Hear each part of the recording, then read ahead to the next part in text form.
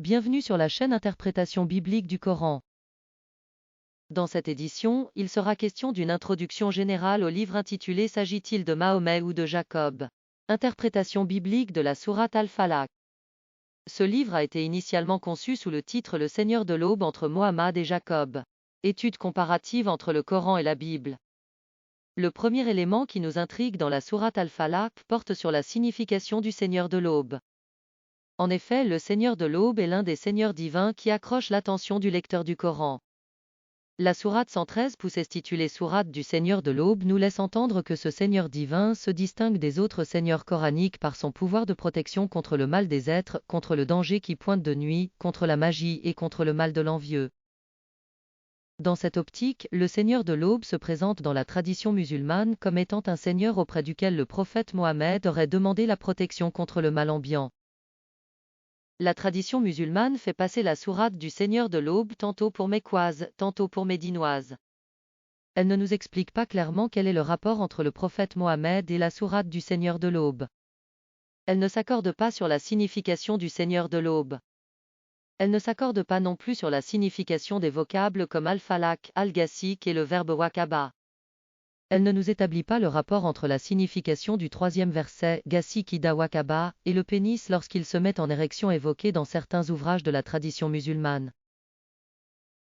Dans la tradition musulmane, le prophète Mohammed a un statut exceptionnel et exorbitant. Au niveau de la polygamie, le prophète avait le droit à plus de 4 femmes. En mariant le prophète Mohammed à 9 femmes à l'instar du roi David, la tradition musulmane transgresse cruellement l'ordonnance du troisième verset de la sourate 4e qui n'autorise qu'un plafond de 4 femmes aux fidèles polygames. Au vu de ce qui a été évoqué jusqu'à présent, nous constatons que la tradition musulmane avait fait du prophète Muhammad un personnage assemblant des traits de profil empruntés tantôt au patriarche Jacob tantôt au roi David. Rappelons que le jeune David avait marié une femme veuve mais très riche, Abigail, la femme de Nabal. De même, le jeune Mohammed avait marié Khadija, une femme veuve mais très riche. L'objectif du livre est de soumettre l'exégèse musulmane de la sourate du Seigneur de l'aube à un examen critique qui se propose de déchiffrer l'identité du Seigneur de l'aube dans une approche comparative entre le Coran et les récits bibliques. L'objectif final est donc d'identifier aussi bien le Seigneur de l'aube que le prophète innommé dans le texte coranique. Bien évidemment, l'étude se propose d'identifier les méchants et les envieux, les dangers nocturnes et les souffleuses dans les nœuds qui sont évoqués de façon concise, énigmatique et allusive dans la sourate du Seigneur de l'aube. Le livre intitulé Mahomet ou Jacob nous amène tout d'abord à examiner l'exégèse coranique de la sourate du Seigneur de l'aube qui brosse un portrait du prophète Mohammed au trait du patriarche Jacob.